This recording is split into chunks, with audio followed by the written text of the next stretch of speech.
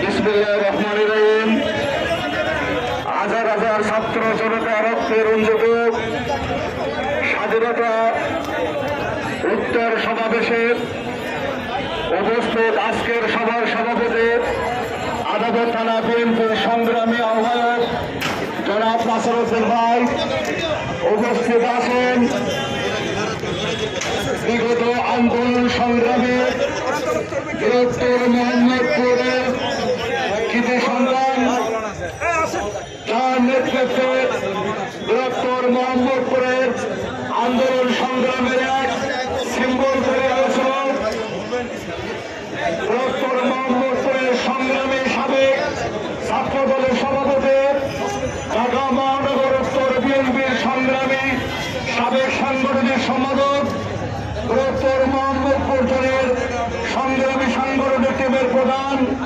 জনাব সৈয়দ রহমান ভাই, উপস্থিত আছেন ঢাকা মহানগর উত্তরের বিভিন্ন পর্যায়ের নেতৃবৃন্দ, বৃহত্তর মোহাম্মদপুরের